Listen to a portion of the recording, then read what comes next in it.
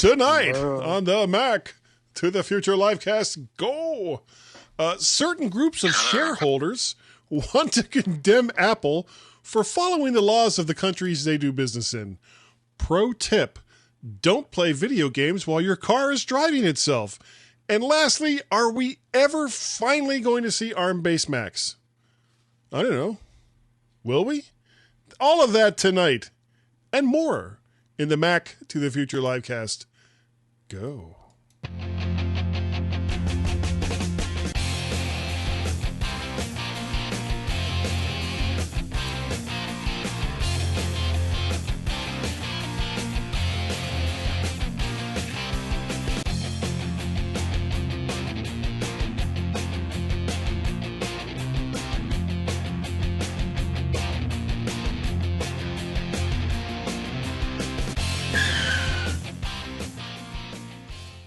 And whoops, what the heck? We lost Warren. How did we lose Warren? I'm literally right here. Well, you say that. I'm here. I can see you. Something. Everybody. It was supposed to be all of us. And it was all of us just a second ago. I will fix this. Maybe. There, I fixed it. A little bit of the bubbly.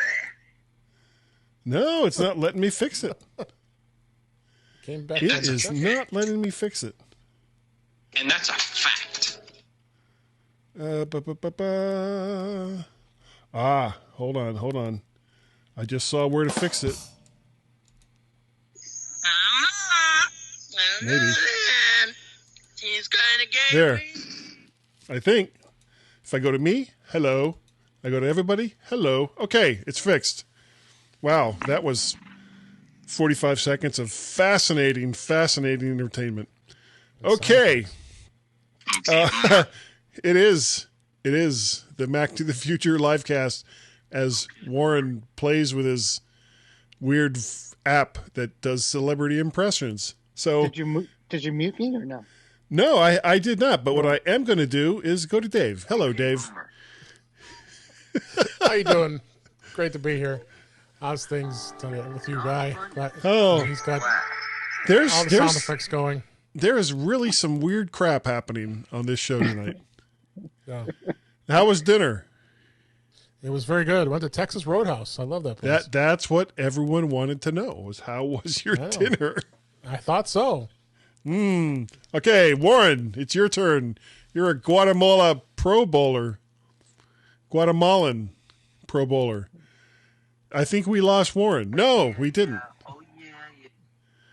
All right, he's... Oh, yeah. Okay. I'm here. No, I'm here. I'm done. I'll stop. Well, you say that. Hello, No. Warren. Look, I'm deleting the app.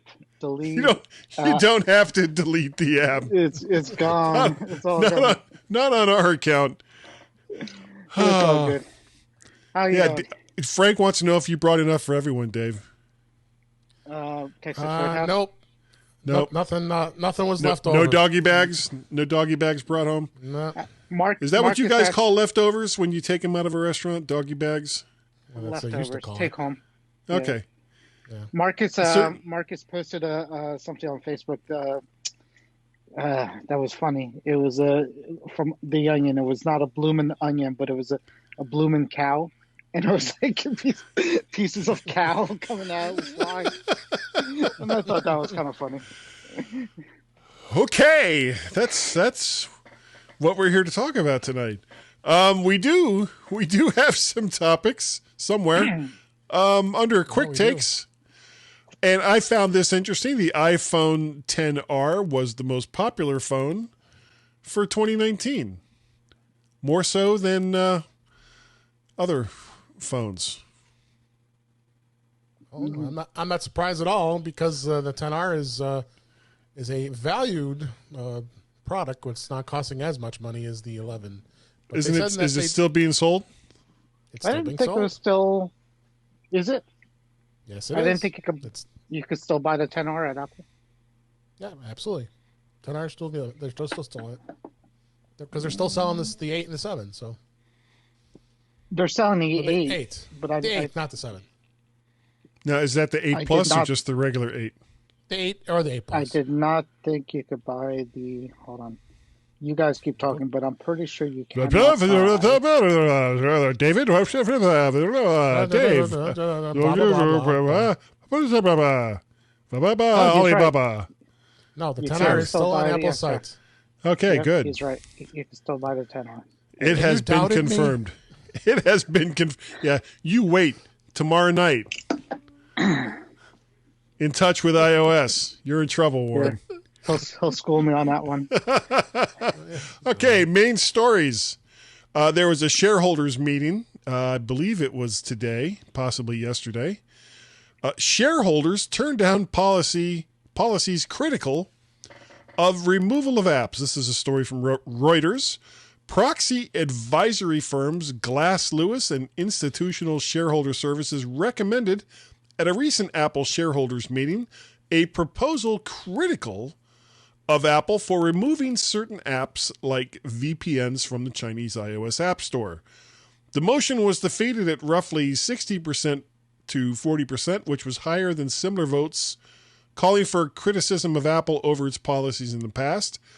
Another proposal allowing for an additional director retained by shareholders was also defeated. Apple opposed the proposal, saying in essence that they have to follow the laws of the countries they do business in or abandon those markets. Now, we have touched on this before, and I don't believe that Apple is happy about a government forcing them to remove applications that is to the benefits or the benefit of some of their users, but they don't really have much choice. And the people that are constantly clamoring for, Apple, Apple has to take a stand. No, they really don't. Not if they want to keep doing business in that country. That's how it works. Warren?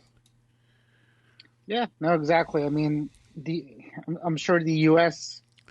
has apps that other countries I'm sure the U.S. allows apps in our app store that other countries are kind of like, I can't believe they allow that. And the point is, every country, we can't pretend to understand what's going on in other countries and what the government considers right and wrong. I mean, when things get like obviously bad, you're talking about genocide and political corruption, things like that. We kind of see that, but not everything. Are we still talking about other countries? Yes. Okay. We do not do genocide as far as I know in the U.S., but the corruptness, maybe we do. I don't know. Anyhow, so, if Apple wants to continue doing business in those markets, they're going to just say, okay. I mean, it's not like, it's not like it's a certain group that's protesting. It's the government, and you gotta respect it. Okay, Dave. Yeah, same thing. You got to respect it. You got to respect it. It's the government's like China was one of them, and there was some apps that they had to remove because of that. But just like Warren says, I mean, if Apple wants to continue to do business in those countries, unfortunately, if they may not be happy with the decisions of what these apps that have to be removed, but they gotta abide by it. Yeah, the thing that astounds me, especially with criticism of this nature, is all they typically seem to do is say, well, Apple needs to do this, and Apple needs to do that, and Apple shouldn't do this, and Apple shouldn't do that, while not really offering up any kind of alternatives to what Apple can or can't do according to the laws of another country. So if you want to criticize Apple for removing VPN services, which, outside of the control of the, the Great Wall of China's internet provisions, then you, of course, are welcome to do so. But I would like to hear some alternatives to what Apple could have done other than just abandon the market, because that's kind of their only choice. It's one way or the other. And I think Apple's being singled out too. I'm sure other companies go through this. I'm sure there's been apps that has to be taken out of Google Store, and I'm sure Google has taken them out, and news has not been made on this. I think a lot of people have this attitude that Apple is high and mighty, or at least they think they are, or has more power than they really do. Right, but people kind of like who complain about Apple not taking a stance feel that, oh, you're Apple and you should be able to do that and you're so powerful, and like almost like in a sarcastic, snarky little manner that they should do something because they think they can. Wait, hold on. It snark on the internet. Snark on the internet. Okay, I'm sorry. I had to try to grasp that. That's my Thursday podcast, by the way. Snark on the internet. It's not a live cast. It's not a live cast, and it's not recorded. He just thinks about it. I do. I talk to myself about it. It's very. That was a segment. Yeah. It's very existential. Yeah. Sure that this is a good podcast. Sure it is. Okay. Sounds like a wiener. All right. Moving on to the next story. Stupid is as stupid does, sir.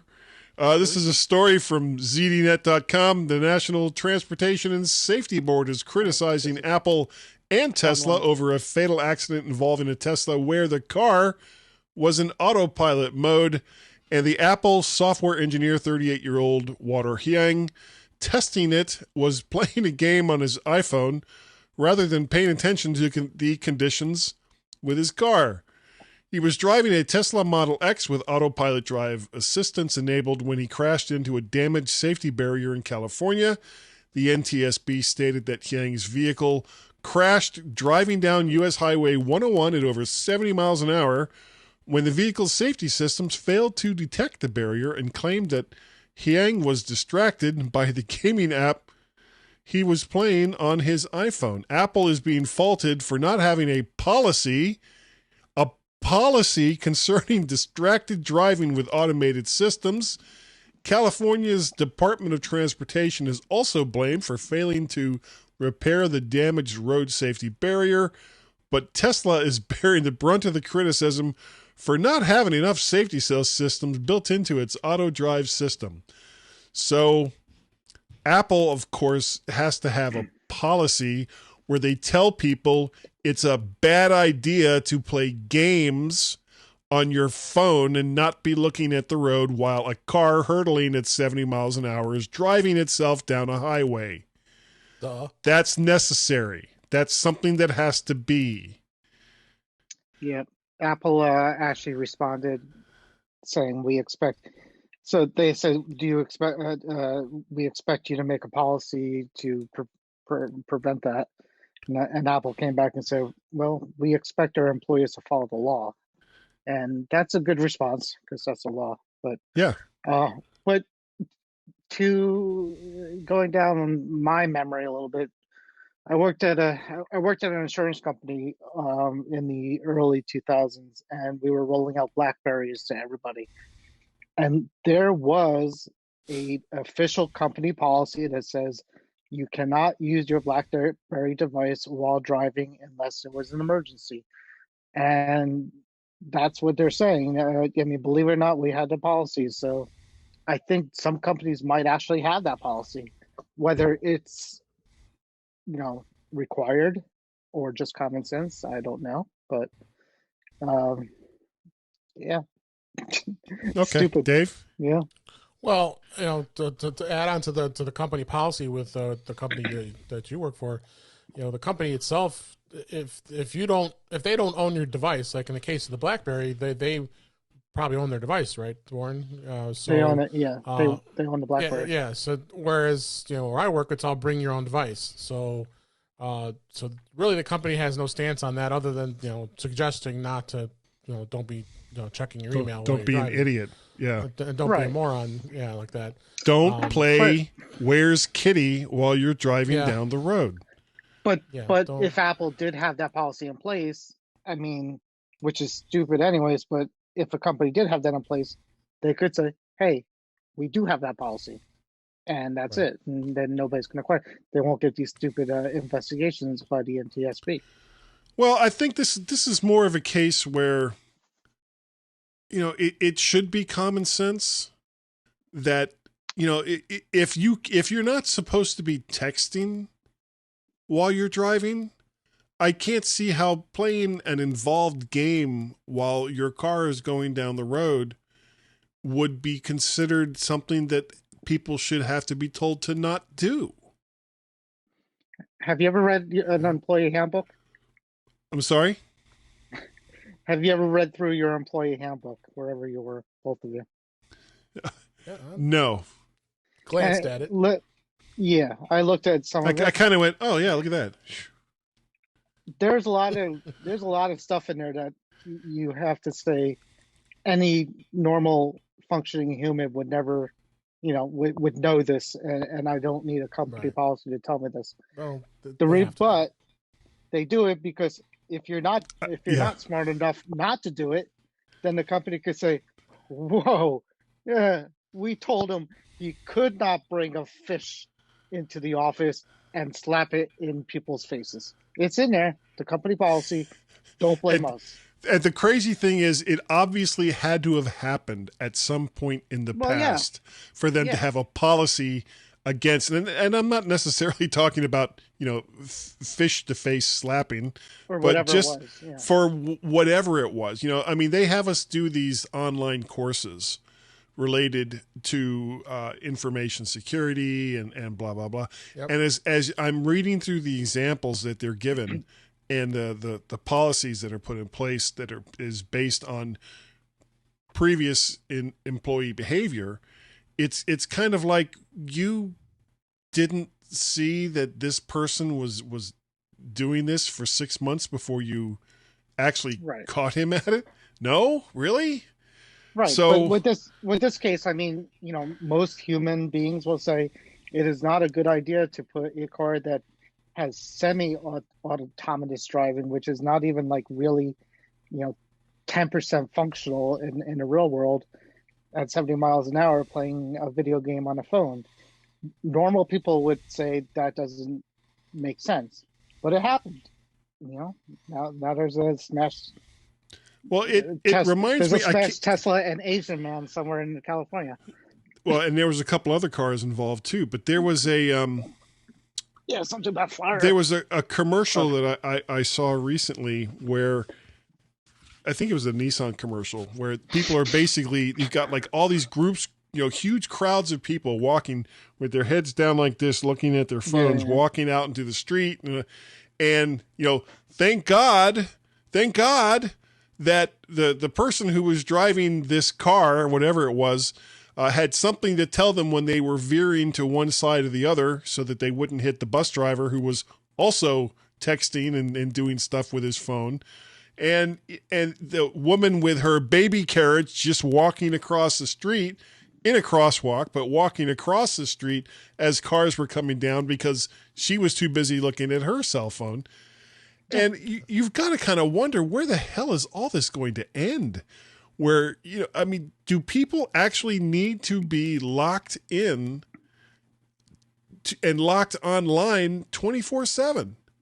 It's not just cell phones and looking down at things. I mean, ever since they invented... It's live casts. It's live caster, but ever since they invented,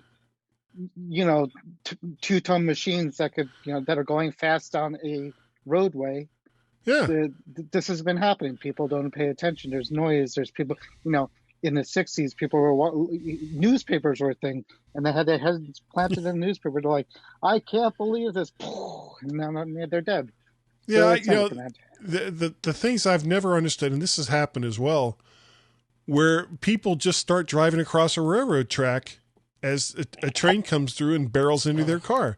It's like this train, which is typically blowing a horn long before it reaches that intersection, is going down at anywhere from 30 to 70 miles an hour. Right. And it's a new challenge that's out there. Just like the kicking the feet out from under you, the challenge. It's the drive across the railroad challenge to see if you can do it. I wasn't aware of the kicking the legs out from under a chair challenge. It's actually a thing. It's called the skull crusher. Is that what it is?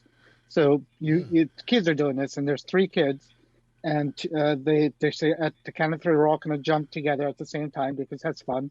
And then as they're all jumping, the kid on the left and the right trip the center kid in midair, so he lands straight on his head.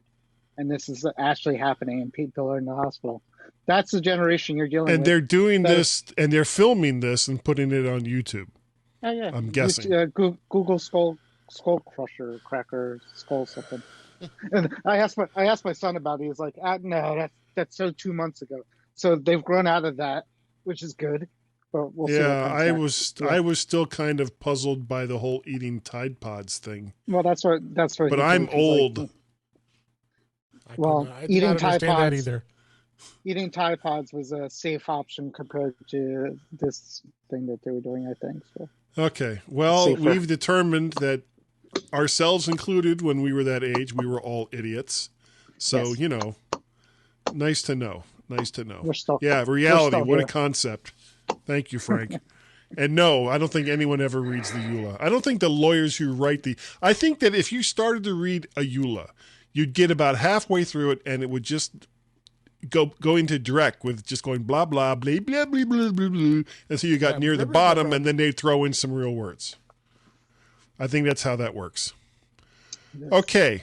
Last story. Oh, wait. Didn't one of you guys have something? No, we were just going to mention the story about the filmmaker who directed Knives Out, which is a great movie, by the way. It is. Fantastic. Yeah, it was fantastic movie. Basically said that Apple allows you to use the actual Apple product placement in their movies, but if the character is bad or an evil character, he is not allowed to have an Apple device. So if you see a movie and you see 2 people, one person has like a unbranded phone and one has an Apple or an Android, you'll know who's a good guy and who's a bad guy. Okay, well that's good to know. All right, last story for the evening. I could just see Tim Cook there with his arms crossed saying, better not have an Apple. Yeah. Don't you pull out that iPhone. Don't you pull you turn out to be evil, no. You better put that phone back in the drawer, mister. Put that back, the phone. Put the 1 billion iPhones. Ooh, okay. All right, last story. ARM Max. Again. This is a story from the register.co.uk. Everyone's favorite to quote or mock analyst Ming-Chi Kuo is stating that ARM processor-based Macs will start to be released in 2021. Now, if past experience means anything, and this is something that I have been talking about for many, many years, and now that it looks like it could actually possibly be true, I don't think I'm really looking forward to it. And I'm starting to believe that it's not going to happen.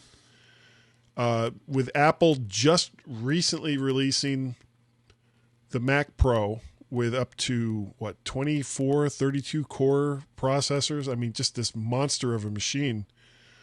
And past experience will tell you that anytime Apple has made a major change in hardware like this, when they went from the 68K Motorola processors to PowerPC, all of the machines were swapped over within a year. When they went from PowerPC to Intel, all the machines were swapped over within a year. So would Apple invest this much time and money into a Mac Pro, knowing that they were going to switch to ARM processors in the next couple of years? And I don't think they would. What do you think, Dave? It's really hard to say. I think what's going on with Intel right now, that they're just slow with their chips. You got AMD right on the heels for Intel with those chips. I was surprised Apple isn't even considering AMD But the ARM-based chips, they got similar type of architecture in the iPads and the iPhones. Well, why not Macs too? But I'd be curious to see where the benchmarks are. If they even come up with a concept with an ARM processor, is it going to come anywhere near what we have now with processing? And I would think it would. But again, I don't think it'd be very popular. But then again, Apple switched from the PowerPC to Intel, 14 years ago. So this time, so it's anything could happen. Right, Warren. Yeah, I mean, I think the article said that quote said that it was going to start with laptops. I'm pretty sure that's what it said. So the Mac Pro would still continue on for a while. I mean, if they're going to do it, they have to do it sometime. So they're not going to stop releasing products in the meantime. So, is there ever a good time to make a switch if they're going to do it? I don't think there really is. I mean, there's always going to be, next MacBook is going to be on ARM, and there's going to be people who just bought a MacBook Pro, as they announced that or a day before. It's just going to happen. You can't stop it. Well, see, this is the issue, though. If people knowing that Macs in the future are going to be ARM-based, are they going to spend $2 to God knows how many thousands of dollars on a brand new Mac that's still running Intel? I don't think, for the most part, that they will. The time to make a swap like this is when, and this is why it would have been perfect a couple of years ago, because the 2013 Mac Pro was a complete bust. There was a long gap between Mac Minis. You didn't see a new Mac Mini for a very long time. Laptops and the iMacs were very slow for new ones to come out. And all during that entire time period, as these stretched from months to sometimes years, that's when I was thinking, well, this would be the perfect time to make a swap over like this, because you have, all these other Intel-based products that are getting kind of long in the tooth. But since who knows then, what the technology was like, it may not have been feasible to do it 4 years ago. For whatever reason, maybe the ARM chip wasn't strong enough. They didn't know how to do it. There's conversion, there's developers. I mean, I'm sure it's like a 10-year process. It can't be a 10-year process.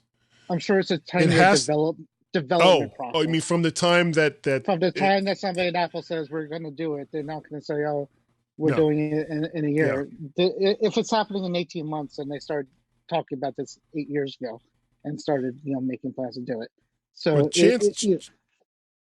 chances are, if in January of 2021 that they announce an ARM-based Mac, regardless of whether it's a desktop or a laptop, I imagine by January of 2022, the entire line will be swapped over, because you're not going to hold on to old architecture when you're trying to get developers to swap over to a new one and get them to gear up, taking their x86 CISC code and make it available for a RISC processor. Now, to me, what would make more sense, and if you kind of look at some of the moves that Apple has made recently, they split iPhones and iPads as far as the OS goes. They're each of these devices are now kind of on their own development schedule. You've got iOS for iPhones, and you have the iPad OS, even though it's very similar, for iPads. It would make more sense to me, instead of coming out with ARM-based Macs, to come out with a version of the iPad OS that's more Mac-like, and that's how you start to get people to swap over. And you kind of say, well, instead of getting this Mac laptop, or instead of getting this Mac desktop, you get an iPad that has full mouse support, full something like the Finder, not files, but something that's more like the Finder, and it basically just works more like a Mac as compared to what we have now. Yeah, but OS. again, if I have a 2021 MacBook Pro running on Intel and they come out with a 2022 MacBook Pro running on ARM, and they basically do the same thing and feel the same and run nearly the same, which they would. I'm not going to, Dave and I will have the new one as soon as it's out. But most still people have my 2013. This 2013 MacBook Pro is fine. Right. It's fine, Well, that tells you. There'll be plenty of people who, will not have the reason to jump off it if it's still working, and they'll keep it until the development stops for the older architecture, which eventually will happen. But, it's not going to be like they come out with this, ARM-based Mac and your Mac is going to not, just blow up and not work anymore. It's going to work exactly how it'll work fine for however long you can keep the software running on it. Exactly. So just like they do now. Yeah. So, just like when they switched to PowerPC to Intel, it's like, I don't think I wasn't a Mac person back then, but I have to assume people weren't throwing away PowerPCs the next day. I'm sure they were working until they didn't work anymore. So the event, I don't think Quo's right on the 18 months. I still think that's too soon.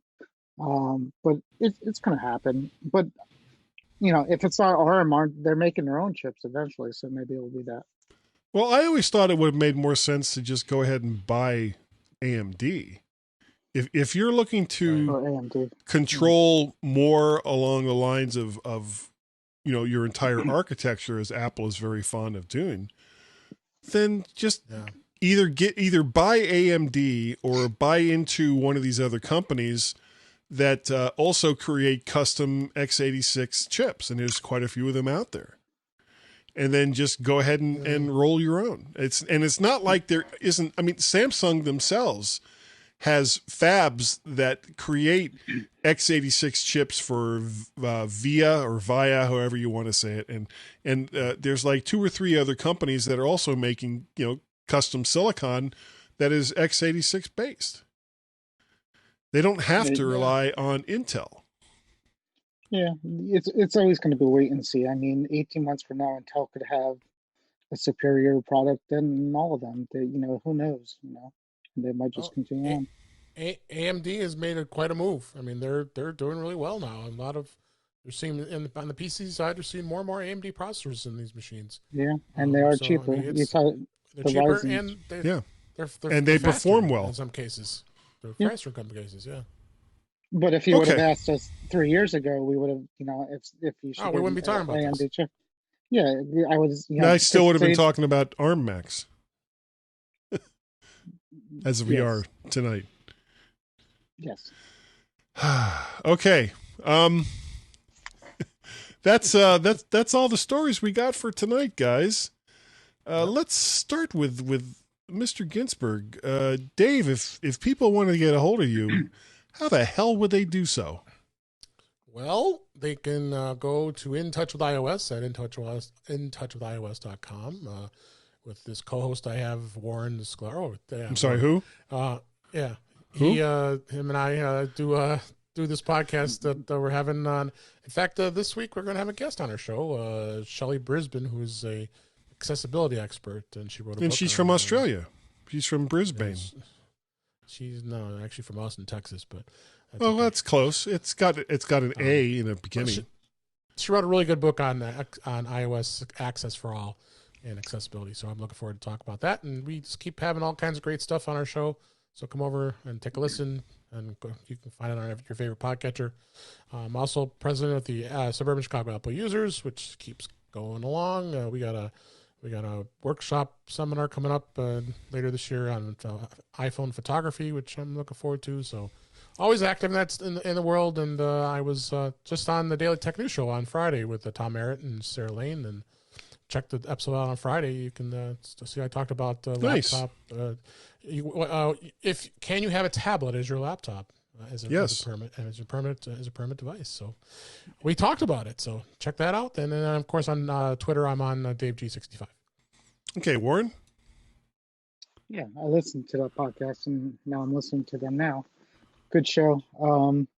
You guys should have went into a little bit more of what constitutes a tablet, because that's the question, right? Well, I did bring that up. We You talked brought it about, up, and they kind of they didn't. he steered me away from it because I said, well, really, a PC is not really. There is tablets that are PCs. So Right. If you take a Surface device and put a keyboard on it, is it a laptop or a tablet? That's exactly. the thing. So, anyhow, reaching me that's for you guys. I could be reached at Dave Ginsburg's podcast Like you say, Dave at his house. Ginsburg 65 on Twitter. It's our podcast. I could be reached at our podcast, which is In Touch with iOS. I could be reached at Dave Ginsburg 65. No, at W. I could be reached at W Sklar, I think, at Twitter. Maybe. I am maybe. I have a new email address because I started full-time work for the first time in like 15 years, and that's interesting. I'm actually working for a group of luxury retirement homes, so we're going to have a segment on this show of what did these silly old people have me do this week. And I thought that was every week that I'm on the show. No, these people. Other silly old people. Okay, that sounds like maybe it might be something interesting we could talk about with what silly people do with their iOS device. Yeah, just make sure it's some week when I'm not on, and you guys can just lay into me. It is the things I've seen. I mean, it's interesting. It's only Wednesday. It's only Wednesday. I've seen a lot of weird. And it's already interesting. Do I have to stay here now? Can I go home? All right. If you'd like to get a hold of me, you can send me an email, guy@mymac.com. You can find me on the Twitters. I am Mac Pettit or Vert Shark. I do other podcasts. Going to need a bigger boat. I do the MyMac Podcast nearly every single weekend with Gazmaz, G-A-Z Cars, M-A-Z Cars. And, of course, every so often, a year or so apart, I do Guy's Daily Drive, where I record in my car because that's really stupid. Anyway. It is. It is. It's so dumb. You can help support the things that I do that don't involve recording a podcast in a car. You can buy me a coffee at coffee.com, ko-fi.com/MacParrot. You can support me over there on the Patreons, Patreon, patreon.com/MacParrot. You can also send me whatever the hell it is you want to do over at PayPal, paypal.me/MacParrot. You can see a edited version of this over on YouTube where you can share, like, subscribe. And you can also, 1, 2, 3. You can also hear the audio version of this show if you subscribe over in your podcatcher of choice to Guy's Daily Drive. That's where I cram this right into there because I can. And I think, guys, that is going to do it for this evening. Thanks to both of you for being here. Mention MacStock. Oh, MacStock. Almost can't forget MacStock. About 12, 20 months from now, in July, there's going to be a conference that Dave and I have been going to for the last 5 years. It's a lot of fun. As conferences go, it's relatively inexpensive. And Dave has been to many other conferences that cost much more than what you'll spend at MacStock. It's in Woodstock, Illinois, just outside of Chicago, so it's super easy to get to. Lots of interesting people, great topics, great camaraderie. It's the best of the Macworld Expo without having to go down aisles of case makers. I can't give it a better recommendation than that. Look at this case. Wood. Ooh, but would you buy it? I did. I'm sorry. Acrylic. Yeah. Slurpee cup. Okay. That's what we got for tonight. I'm Dave, he's Warren, and I'm not Dave, I'm Guy. He's Dave, he's Warren, and we're the Mac to the Future group, and we will see you all next week. Bye-bye. Say goodnight, everybody. Good night, Good night, everybody. everybody.